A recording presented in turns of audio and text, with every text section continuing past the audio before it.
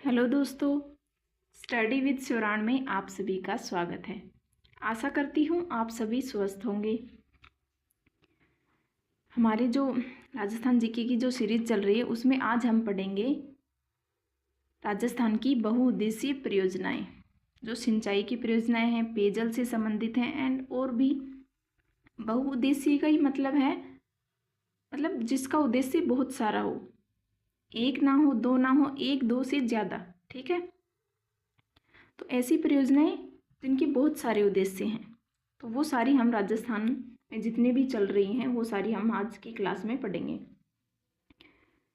अब देखो, राजस्थान में जो सिंचाई के स्रोत कौन कौन से हैं, पहले तो ये पढ़ लेते हैं कि सिंचाई किस किस चीज़ों से, किन किन चीज़ों से राजस्थान में हो रही है।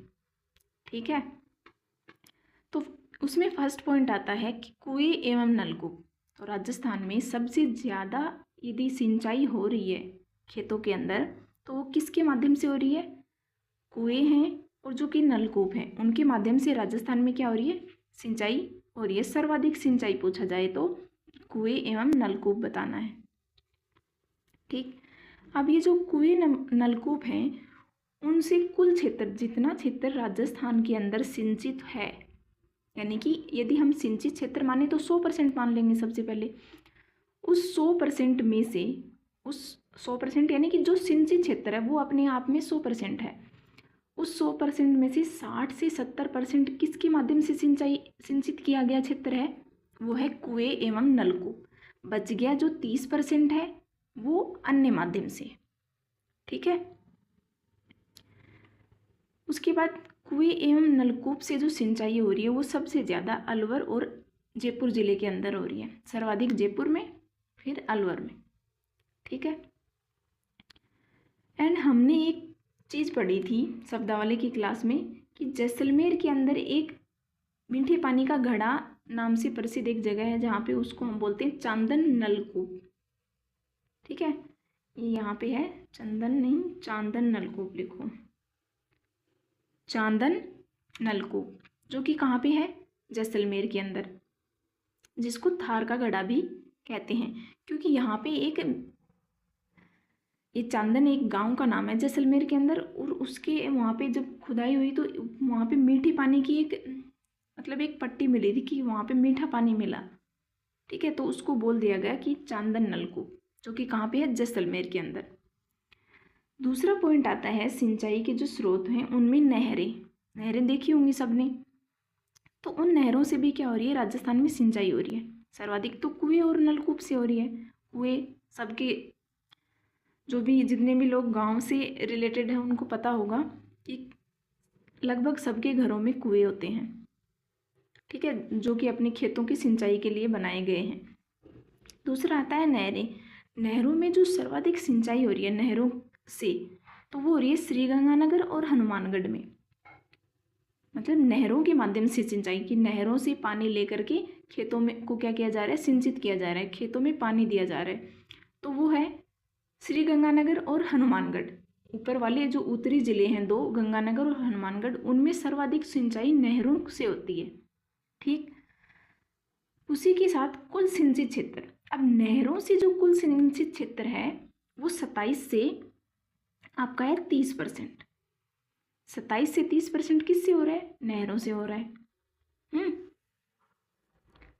भारत में यदि सर्वाधिक सिंचाई की बात करें तो वो नहरों से होती है। देखो, राजस्थान के अंदर तो कुएं एवं नलकूप से होती है सर्वाधिक सिंचाई, और नहरों से होती है। पूरे भारत की यदि हम बात कर लें कि भारत में सर्वाधिक सिंचाई वो होती है नहरों से। ठीक है, उसी के साथ तीसरा जो स्रोत आता है वो आता है हमारा यहाँ पे तालाब। कौन सा स्रोत आता है? तालाब।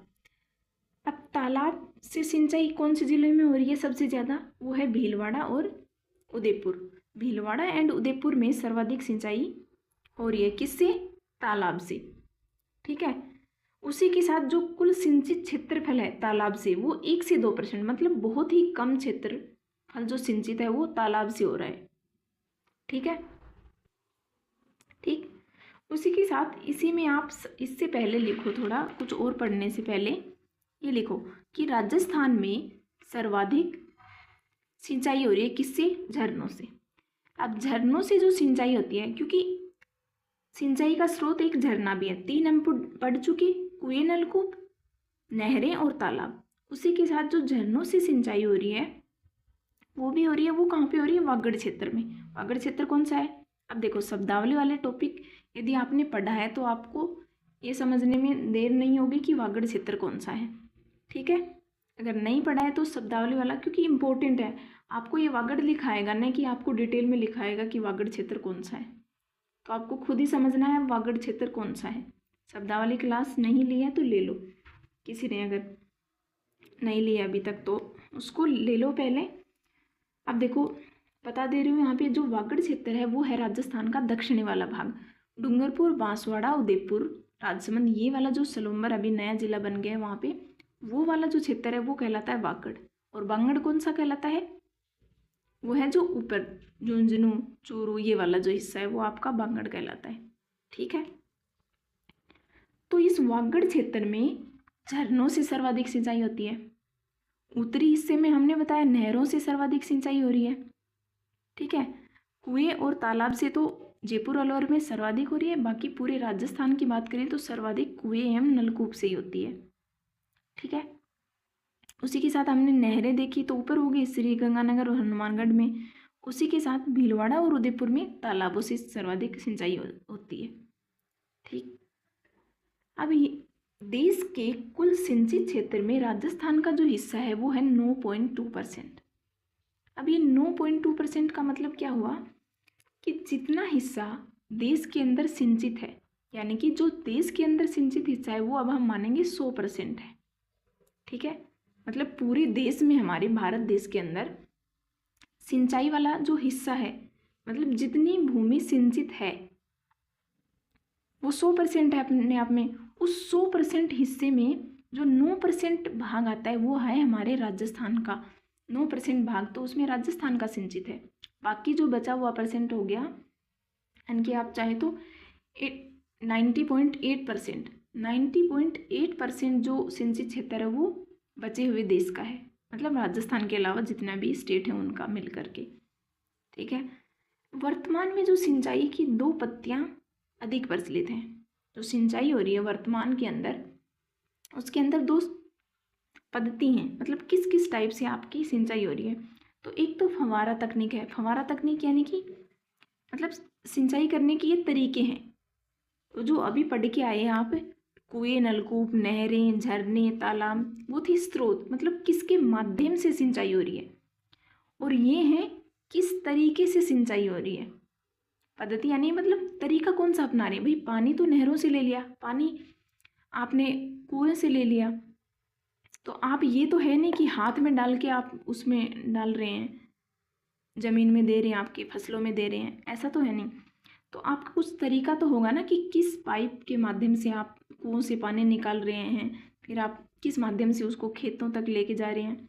तो वो तरीके हैं, ये 2 क्या हैं, आपके सिंचाई करने के तरीके हैं। अभी तक जो पढ़ा वो थी स्रोत, मतलब किस माध्यम से हम पानी लाएं, मतलब झरनों से पानी लाया गया, कुएं, नलकूपों से पानी लाया गया, नहरों से और तालाबों से, वो तो थे स्रोत, पानी के स्रोत हो गए वो तो। ये हैं आपके तरीके। तो 2 तरीके हैं, एक तो है फव्वारा तकनीक, दूसरा है बूंद बूंद सिंचाई तकनीक। फव्वारा तकनीक आपने देखी होगी, जो नोजल होती हैं, नोजल सब जानते होंगे। नोजल आपके जो पाइप के जो ऊपर लगी होती है एक पतली वाली, उससे आपके वो ऐसे ऐसे घूमती है, उससे आपकी सिंचाई होती है। मतलब ये नहीं है कि इकट्ठा सिंचाई हो जाए, मतलब एक प्रेशर के साथ भी उस तकनीक में आपकी फसल में पानी नहीं जाएगा, जिससे वो ख़राब नहीं होती जब वो छोटी होती है। तो फव्वारा तकनीक से आपके पानी जाएगा थोड़ा थोड़ा, और एक बारी में एक जगह नहीं गिरता पानी, चारों तरफ गिरता है, जितने भी वो अपना एरिया कवर करती है एक टाइम में। तो ये हो गई फव्वारा तकनीक, अच्छी है, जिससे ना तो ज़्यादा पानी बर्बाद होता है आपका, न ही फसल में ज़्यादा पानी लगने से फसल बर्बाद होती है। दूसरा आता है, मतलब आपको पानी क्या खुला नहीं चलाना, पाइप डाला और पूरी ज़मीन को ऐसे नहीं भिगोना। तो ये हो गई फव्वारा तकनीक, ठीक है। उसके बाद बूंद बूंद सिंचाई तकनीक भी इसी तरह से, मतलब कम पानी वेस्ट होता है इसके अंदर भी, तो ये भी अच्छी है। तो ये दो तकनीक अभी जो वर्तमान में प्रचलित हैं मेन तौर पर, मुख्य तौर पर यदि देखें तो फव्वारा तकनीक, बूंद बूंद तकनीक। ठीक है, अब आ जाओ कि जो सिंचाई की परियोजनाएं कितने प्रकार की होती हैं यहाँ पे। ठीक है, सिंचाई की जो परियोजनाएं हैं वो कितने प्रकार की हैं, तो मुख्य तौर पर देखें तो आप हमारे यहाँ पे राजस्थान में 3 प्रकार की सिंचाई की परियोजनाएं हैं। पहली आती है लघु सिंचाई परियोजना, दूसरी है मध्यम सिंचाई परियोजना और तीसरी है वृहद सिंचाई परियोजना। ठीक है, तो ये जो लघु सिंचाई परियोजना है ये 2000 हेक्टेयर तक है ना। लघु सिंचाई परियोजना क्या होती है, जो कि 2000 हेक्टेयर तक आपके सिंचाई कर सके आपके। ठीक है, इतने तक आपकी किसको गिना जाता है, 2000 हेक्टेयर तक लघु सिंचाई परियोजना को। और सर्वाधिक यदि सिंचाई होती है वो लघु सिंचाई परियोजना से ही राजस्थान में सर्वाधिक सिंचाई हो रही है आज के दिन। दूसरा आती है मध्यम सिंचाई परियोजना, इसकी जो रेंज है वो 2000 से लेकर 10,000 हेक्टेयर तक।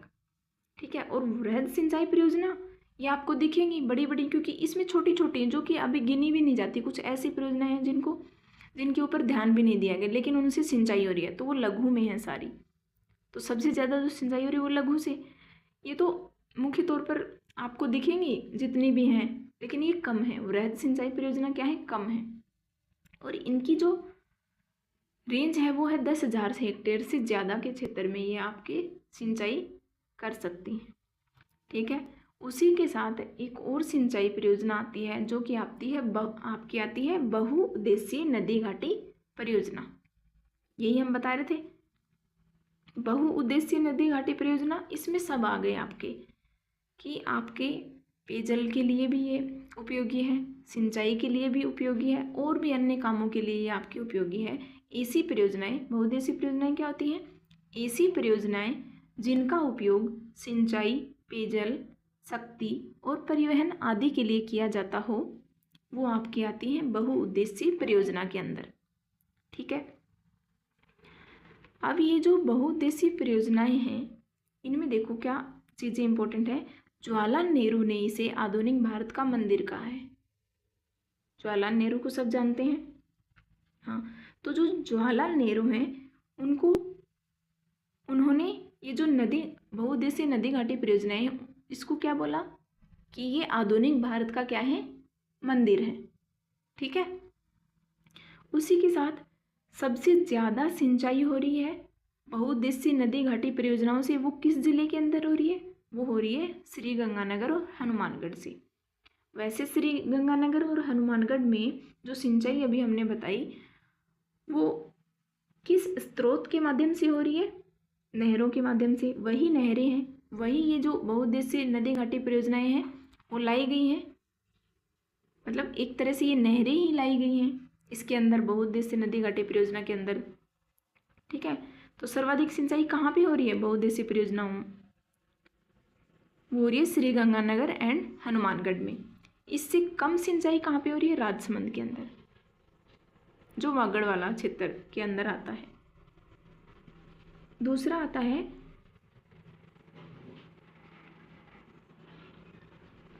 सिंचाई, जो न्यूनतम सिंचाई परसेंटेज के आधार पे देखें तो वो होती है चूरू के अंदर। ठीक है, न्यूनतम सिंचाई यहाँ पे बोला राजसमंद के अंदर, लेकिन प्रतिशत के आधार पे कम सिंचाई कहाँ पे हो रही है, वो हो रही है चूरू के अंदर। ठीक है, जोहड़ वाले बाबा किसको बोला गया है, राजेंद्र सिंह को। जोहड़ वाले बाबा किसको बोलते हैं, राजेंद्र सिंह को। इनको मैग्सेसे पुरस्कार भी मिल चुका है। ठीक है, आ जाओ आगे।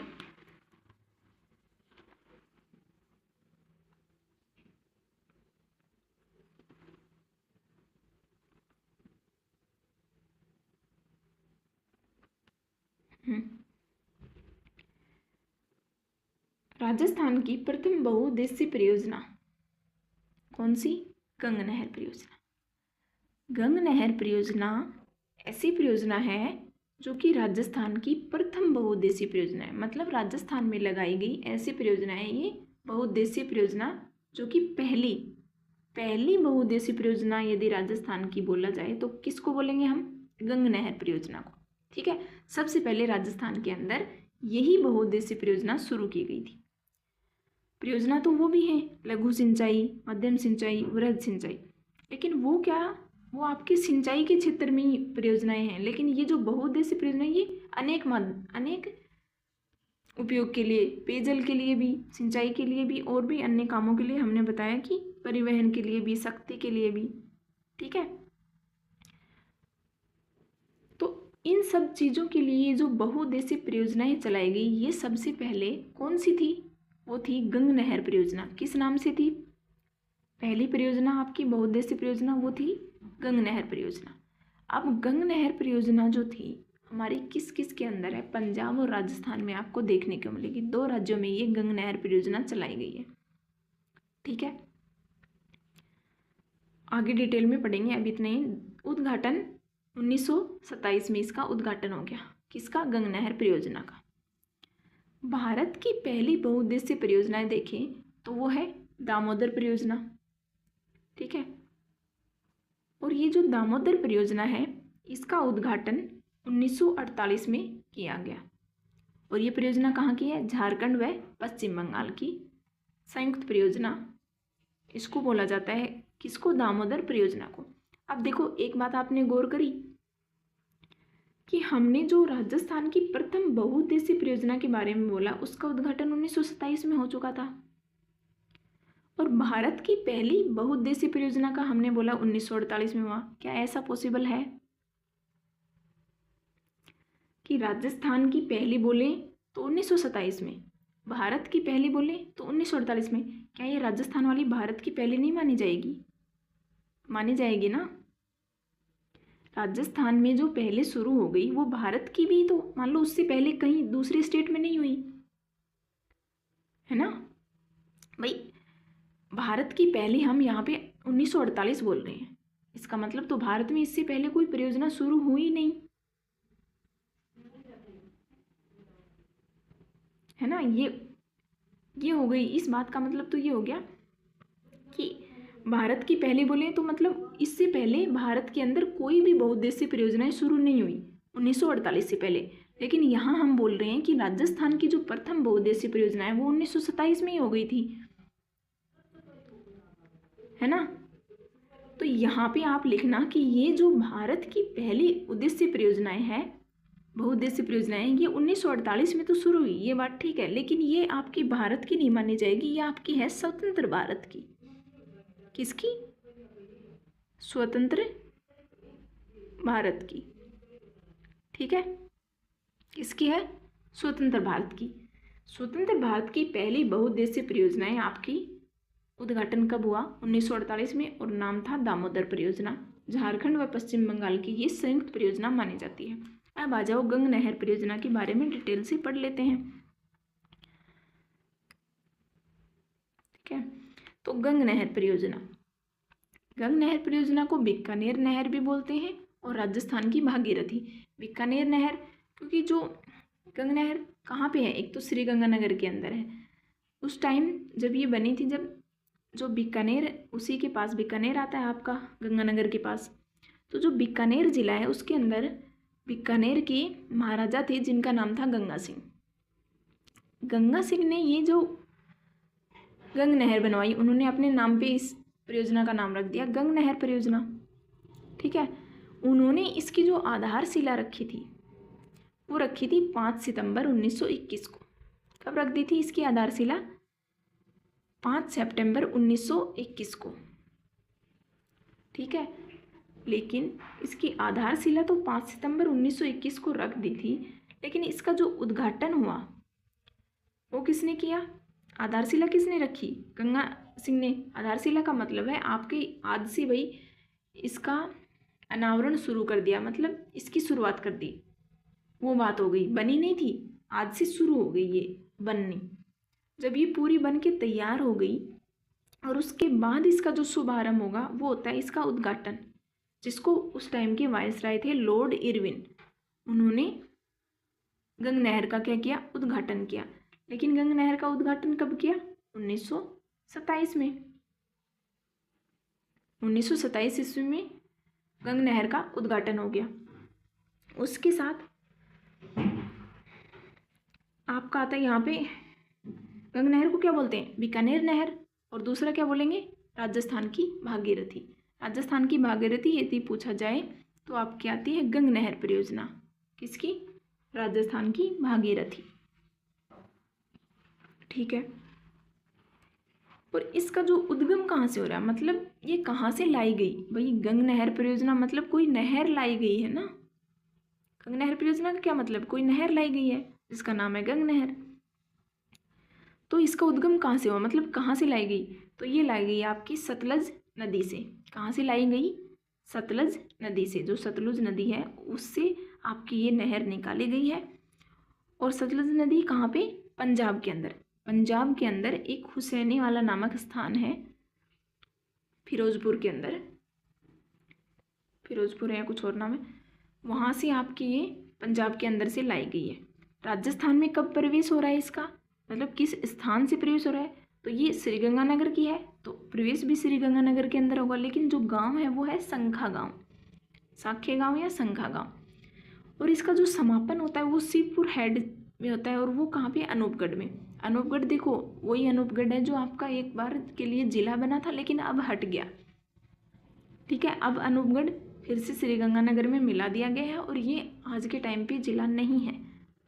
ठीक है, तो इसको जिला नहीं, ये आपके श्रीगंगानगर के अंदर ही है।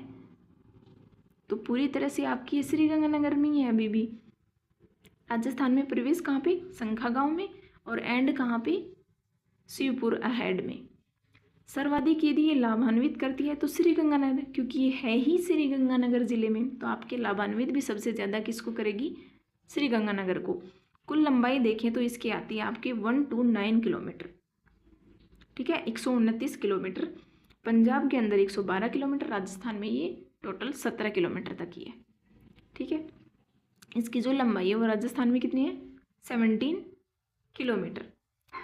4 इससे शाखाएं निकाली गई, मतलब एक नहर से 4 शाखाएं, भाई एक निकाल दी गई छोटी शाखा जिससे पानी गाँव को की तरफ आपके लाभान्वित करता है। तो जो 4 शाखाएं निकाली गई उनके नाम देख लो, करनी जी, लालगढ़, समीजा, लक्ष्मी नारायण जी।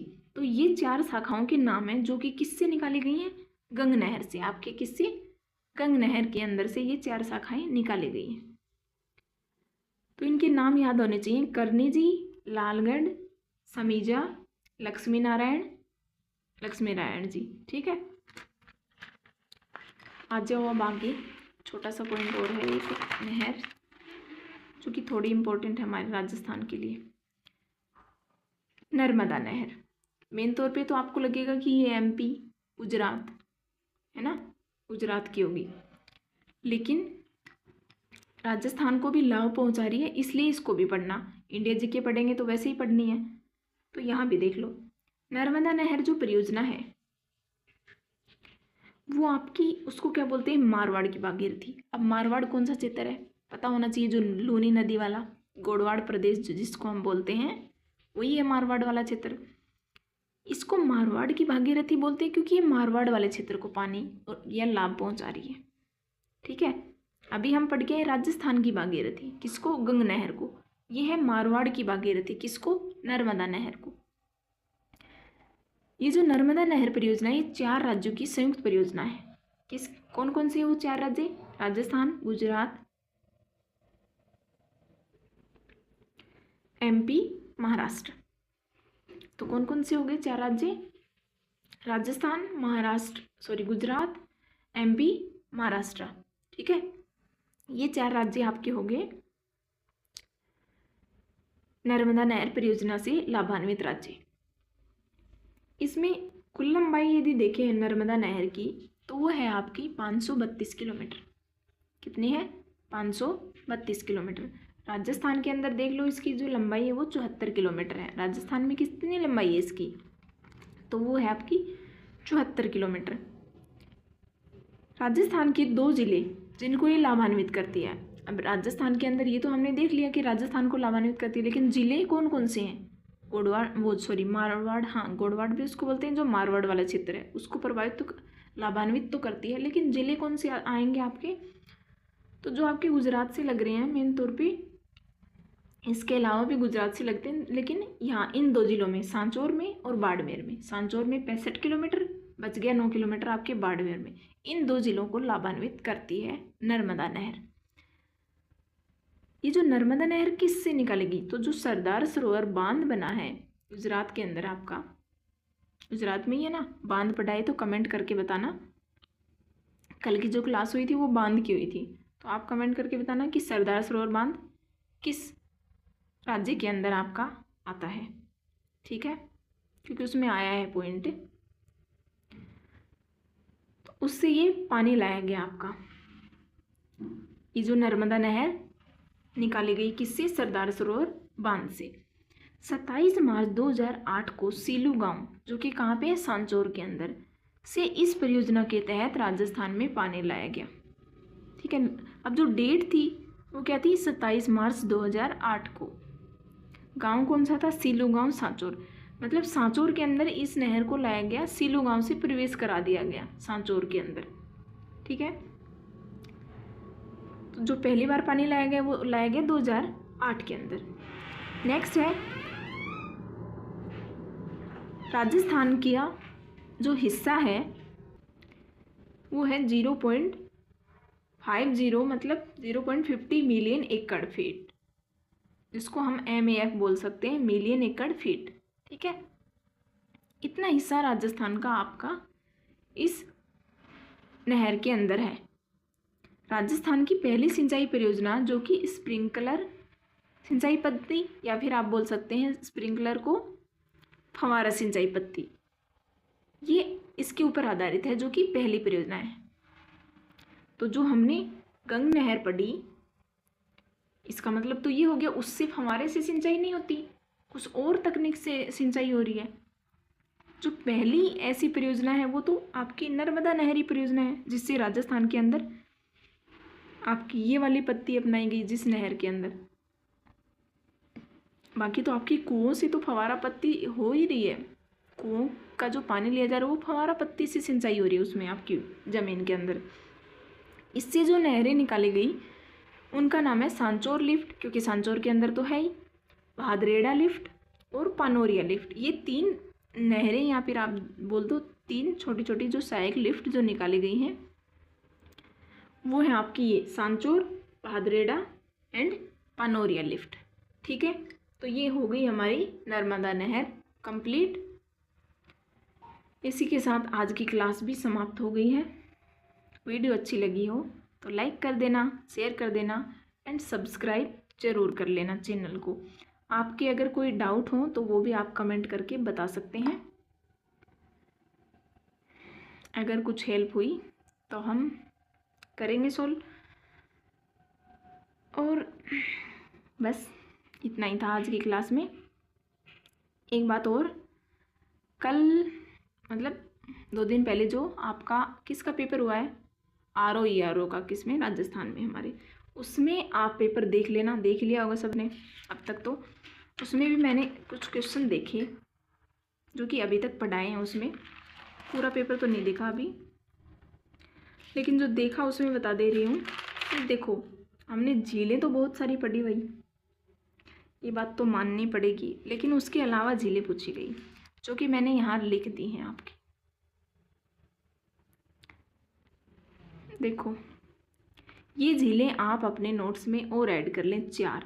कालीसोत झील 12 के अंदर, भीमताल झील, शायद भीमताल का नाम आपके बांध में कहीं पे आता है, तो आप ये याद रख लेना कि झील, बांध, आपके कोई नाम अगर आपको किसी डिस्ट्रिक्ट से याद है तो समझ लेना आपकी, अगर मान लो आपको किसी बांध का नाम याद है किसी डिस्ट्रिक्ट के अंदर, लेकिन आपसे उसी नाम से झील पूछ ली जाए, है ना, तो और अगर आपको झील का नहीं पता किस ज़िले में है, लेकिन आपको उस नाम से बांध का पता है, तो आप ये समझ लेना कि आपकी जो झील मिलेगी वो भी उसी स्टेट, उसी डिस्ट्रिक्ट में मिलेगी आपको, ठीक है।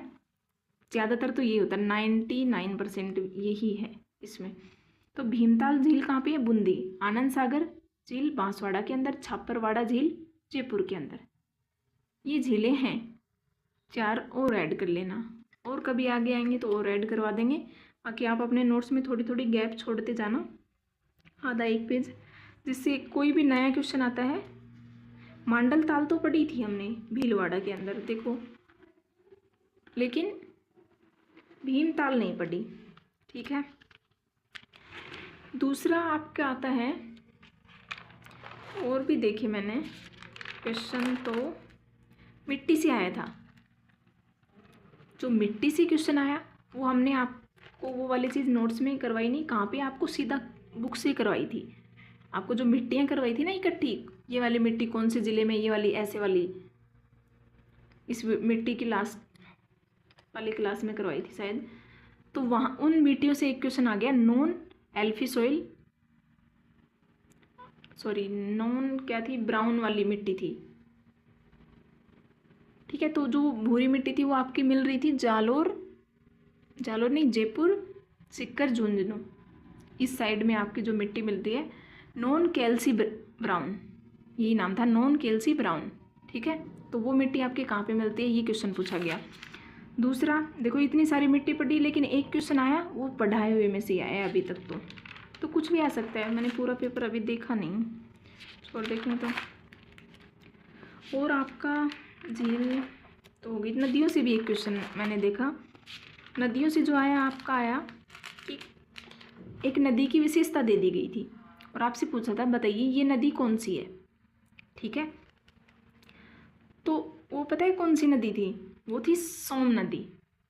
और इसके बारे में क्या विशेषता थी आपकी, थी कि ऐसी नदी जो बिछामेड़ा पहाड़ियों से निकलती है, और जिसकी दूसरा पॉइंट था आपकी सहायक नदियां हैं 2, एक तो गोमती दे रखा था, एक आपकी सारनी दे रखा था, ठीक है। तो आपको खुद ढूंढना था कि ऐसी कौन सी नदी है जिसकी सहायक नदी है गोमती और सारनी है, और वो बिछामेड़ा की पहाड़ियों से निकलती है।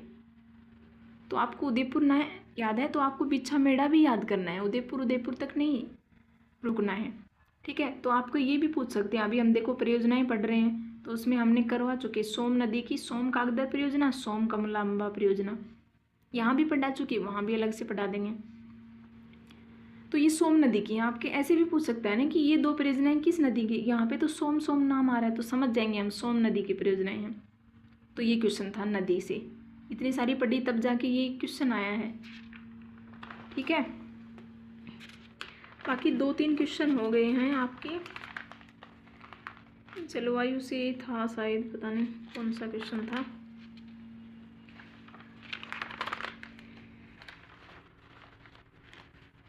हाँ, एक आपका इससे भी था, किससे था, एक आपका अरावली प्रदेश से था, जो मैंने आपको किताब से ही करवाई थी इकट्ठा, जहाँ पे लिखी थी हमने पहाड़ियाँ। तो आपकी 2 के बीच में आपकी पहाड़ी पूछी गई कि इन दोनों के बीच में आपकी कौन सी पहाड़ी आएगी, कौन सी पहाड़ी की चोटी आएगी, ठीक है, अरावली पर्वतमाला की चोटी। तो वो भी उसमें करवा दिया था उस क्लास में के अंदर, बस। और क्या नहीं है, 56 का मैदान से कुछ आया, बाकी तो आपके उससे आए थे, अभी हमने पढ़े नहीं है उन टॉपिक से, जो कि कला संस्कृति वाला टॉपिक है आपका, है ना। चलो, जितना पढ़ा उसमें से अभी तक देख लिया है, कुछ और मिला तो बता देंगे। चलिए,